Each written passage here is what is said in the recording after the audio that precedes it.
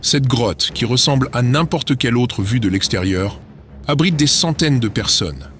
Des enfants aux personnes âgées, tous vivent ici et l'appellent leur ville souterraine. Certains élèves se moquent de nous. Ils nous demandent pourquoi nous vivons dans une grotte. Ils disent que les grottes sont faites pour les animaux, pas pour les humains. Ils se demandent quand nous partirons pour vivre comme des humains normaux. Mais c'est notre maison. Nous n'avons pas d'autre choix. De jeunes étudiants, des couples mariés, jeunes et vieux considèrent cet endroit comme leur foyer. Je vis dans une grotte parce que mes parents y vivent. C'est notre maison, mais ce n'est pas facile. C'est un défi quotidien. De la cuisine au bain, en passant par le repos après une longue journée, tout se passe ici. Êtes-vous sûr qu'il s'agit d'un uniforme scolaire? Oui, je suis sûr, c'est l'uniforme de l'école. Lorsque j'ai entendu parler de cet endroit pour la première fois, j'ai cru que ce n'était qu'un mythe, comme un conte de l'âge de glace. Seul Dieu sait comment nous survivons ici. Puis-je vous aider? Non, ça va. Vous êtes sûr? Des gens dorment ici? Oui, cet homme dort ici. Venez lentement, ne tombez pas. Faites attention à votre pas. Bien, maintenant, vous y êtes. Mais je devais voir cela de mes propres yeux. Alors j'ai entrepris un long voyage sur les pires routes que j'ai jamais vues. Alors que nous approchions, tout a mal tourné. Mon conducteur de moto nous a dit de sauter et la seconde d'après, je me retrouvais allongé dans un buisson.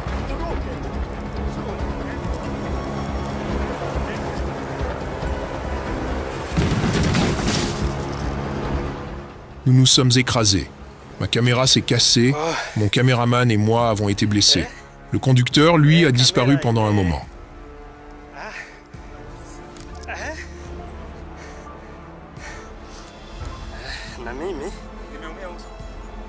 Environ 10 minutes plus tard, il est revenu, accompagné de quelques hommes du coin qui connaissaient exactement notre destination.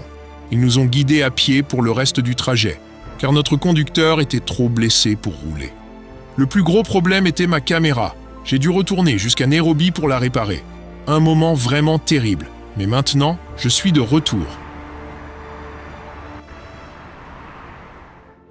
Nous sommes enfin là, prêts à découvrir réellement comment ces gens vivent dans cette ville souterraine. Ce n'est pas juste une grotte, c'est tout leur univers. Aujourd'hui, je vais plonger plus profondément dans ce labyrinthe souterrain pour révéler les vies cachées sous la surface. Qu'est-ce qui a poussé ces gens à chercher refuge ici? Je suis ici pour dévoiler les dures réalités et la résilience d'une communauté vivant à la limite de l'existence. Contrairement à un conte glamour, cette histoire a besoin de vos yeux et de vos oreilles. Il ne s'agit pas de rendre cette vidéo virale, mais de faire entendre au monde les larmes silencieuses de ces âmes résilientes. Prenez un instant pour aimer et partager leur histoire. Voici leur bureau où, comme à la surface, quelqu'un, une sorte de shérif, doit enregistrer les visiteurs.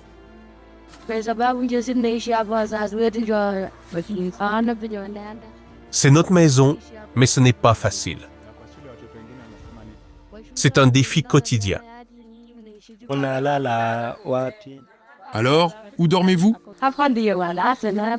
C'est simple, je fais comme ça, puis je dors. Je prends ma couverture et je me couvre. Et vos enfants? Je déplie ce matelas et ils dorment ici. Combien êtes-vous ici? Avec tous les enfants et les autres, nous sommes 16 personnes à dormir ici. 16 personnes au total dorment dans ce petit espace. Certains élèves se moquent de nous. Ils nous demandent pourquoi nous vivons dans une grotte.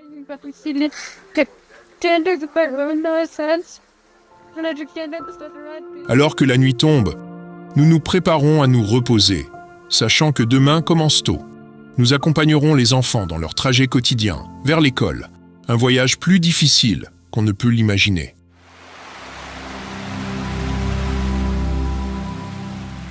Le matin venu, comme vous iriez à votre salle de bain, ici, tous les étudiants sortent de ce trou.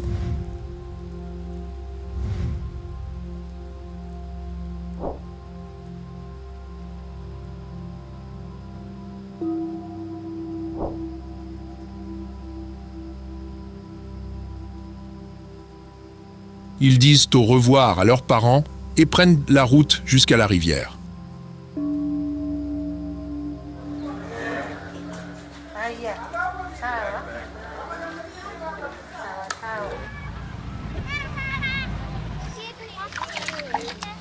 Cette rivière est l'endroit où ils se lavent le visage. C'est aussi la seule source d'eau pour boire, cuisiner, se doucher et laver leurs vêtements.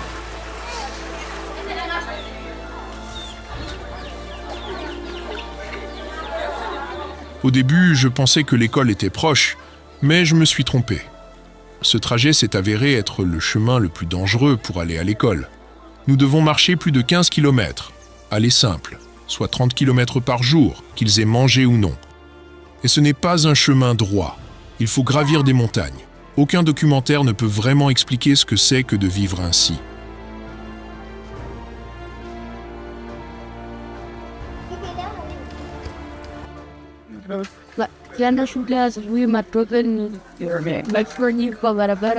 Parfois, nous n'allons même pas à l'école parce que nous n'avons pas d'argent pour payer les frais de scolarité. À la place, nous restons à la maison et faisons de petits travaux avec nos parents, juste pour survivre. Imaginez-vous devoir recevoir des soins ici. Lorsque nous tombons malades, nous attendons une ambulance. Mais ici, il faut parcourir plus de 20 km, en grimpant ou en descendant des montagnes pour atteindre un hôpital. Des malades graves, à une femme dont le travail a commencé le jour de son accouchement. Tous doivent parcourir ces kilomètres à pied pour atteindre l'hôpital. Il n'y a pas d'hôpital à proximité. Accoucher est dangereux. Si une mère entre en travail, il n'y a aucun moyen rapide d'obtenir de l'aide.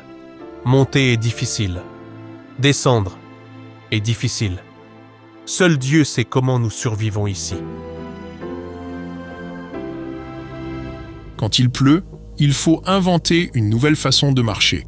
Sinon, on peut glisser sous la montagne, et ce pourrait être la fin de l'histoire. En chemin, certains élèves n'arrivent plus à marcher. J'imagine depuis combien de temps ils n'ont pas mangé, ou peut-être sont-ils malades. Certains jeunes enfants doivent porter leurs petits frères et sœurs, car ils ne peuvent pas revenir en arrière. Ils doivent continuer jusqu'à l'école. Quelle tristesse. Notre plus gros problème, c'est la faim. Quand nous rentrons à la maison, il n'y a rien à manger. Certaines filles se font avoir. On leur donne un pain, juste un petit morceau de nourriture. Et en échange, elles acceptent. C'est ainsi qu'elles finissent enceintes. Oui, certaines accouchent même chez elles parce qu'elles n'ont nulle part où aller. La faim est insupportable. Imaginez ne boire que de l'eau chaude le matin, puis aller à l'école le ventre vide. Vous rentrez à la maison et c'est la même chose. Le lendemain, votre mère fait encore bouillir de l'eau, juste pour que votre estomac ne vous fasse pas mal. C'est notre réalité. Et quand on n'a rien, on devient vulnérable.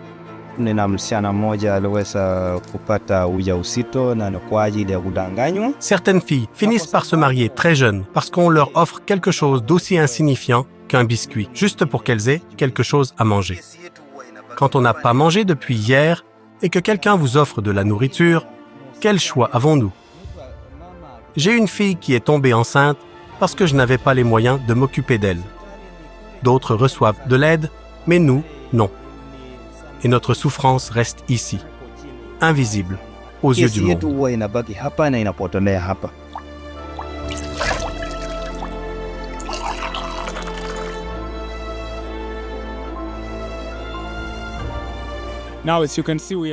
Maintenant, comme vous pouvez le voir, nous avons parcouru plus de 15 km. Ce n'est pas facile de grimper depuis la grotte jusqu'ici. Nous sommes sur le point d'entrer dans l'école et nous avons ici 2 catégories d'élèves, les élèves du primaire et ceux du secondaire. Nous avons couvert la moitié de notre trajet. Voici la première école où les enfants entrent, puis nous continuerons vers une autre école. Mais comme je vous le dis, ce n'est pas facile. Vous avez vu certains d'entre eux marcher en s'aidant même de leurs mains, car l'ascension est très difficile. Enfin, nous sommes arrivés à l'école. Je suis reconnaissant d'être en vie, mais comment allons-nous rentrer? Les élèves ne peuvent même pas se concentrer tant ils sont fatigués pour réfléchir aux mathématiques ou à la physique. Les enfants n'ont pas de pull, et même lorsqu'ils en ont, ils sont trempés. Ils grelottent de froid, affamés, incapables de se concentrer. Et si vous avez faim, pouvez-vous vraiment entendre ce que dit le professeur ?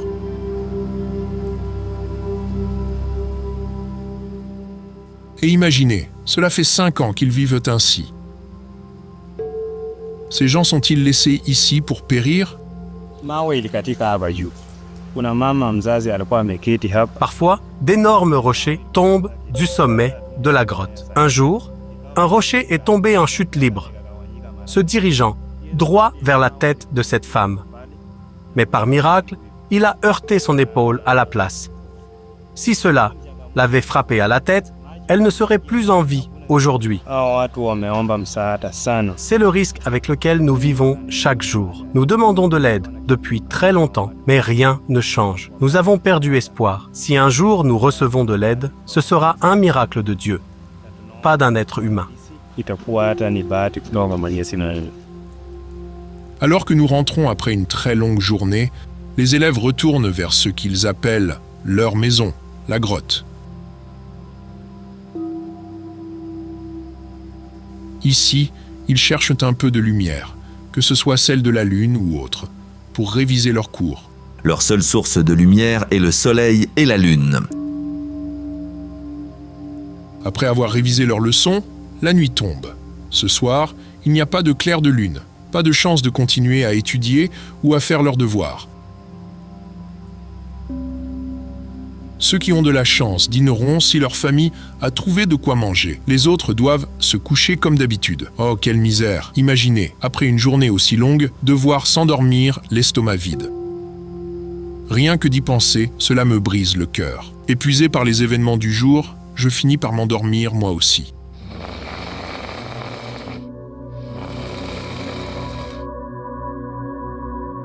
Au réveil, une question me hante. Qui est responsable de ces souffrances?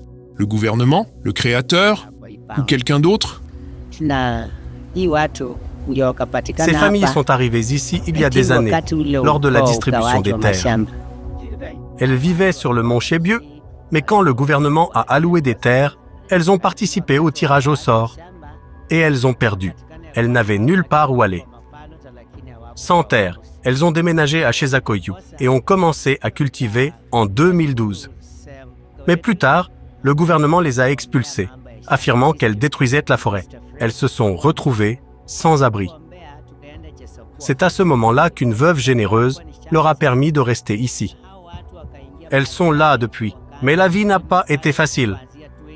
Pendant le Covid-19, certaines familles sont parties parce que nous étions trop nombreux et l'adjoint du chef a dit que nous devions nous séparer. Ceux qui n'avaient nulle part où aller sont restés, 11 familles. Elles dorment sur des moustiquaires et du papier. Elles n'ont pas de vrai lit. Elles luttent pour survivre chaque jour. Nous demandons de l'aide au gouvernement, aux bienfaiteurs, à quiconque peut faire une différence. Ces gens méritent une chance de vivre dignement, d'avoir un foyer, de manger, d'étudier, de rêver. Dieu a créé l'homme et l'a placé dans le jardin d'Éden. Ces gens aussi méritent un endroit à appeler chez eux. Nous demandons aux bienfaiteurs de travailler avec le gouvernement.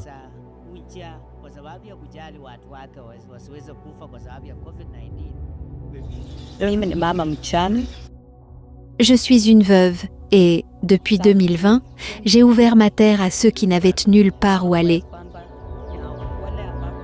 Des personnes âgées, des enfants scolarisés, des familles entières. Je dis que, sous la main du gouvernement, je les ai protégés, ou plutôt, Dieu les a pris en charge sur cette terre. Mais cette terre m'appartient et je ne peux pas tout faire. Ces gens ont besoin d'une véritable aide. Je leur ai donné un endroit où rester, mais je n'ai pas pu cultiver toute ma terre parce qu'il y a trop de monde. Qui peut vivre avec tant de gens sans nourriture? Ils ont souffert. Nulle part où dormir, nulle part où cuisiner. Ce sont des êtres humains, comme tout le monde. Ils méritent la dignité et d'être reconnus par le gouvernement. Les conditions de vie ici sont très mauvaises. Ils n'ont réussi à creuser que 3 latrines. Leurs enfants ont du mal à l'école parce qu'ils n'ont pas le soutien nécessaire. Je fais ce que je peux, mais je ne suis qu'une seule personne. Je travaille avec mes enfants pour les aider, mais ce n'est pas suffisant.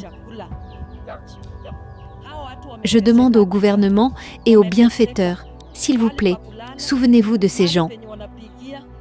Si vous pouvez faire quelque chose, faites-le maintenant, parce que personne ne devrait vivre ainsi.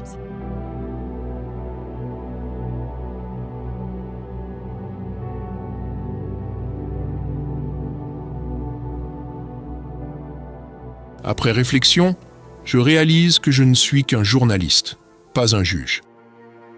Mon rôle est de vous montrer l'autre visage du monde. Si quelqu'un qui regarde cette vidéo peut aider ces gens, qu'il le fasse dès maintenant. Ils ont survécu 5 ans dans ces conditions, mais même les plus longues guerres finissent par briser les soldats les plus forts. Comme nous l'avons vu dans les documentaires de préhistorique, l'humanité a toujours trouvé des moyens de survivre. Continuons à faire de même pour ces familles. Je lance une grande campagne pour les soutenir. Regardez leur vie changer en direct sous vos yeux. Cliquez sur le lien « Giving Life » dans la description de la vidéo et dans le premier commentaire épinglé. Votre aide peut vraiment faire la différence.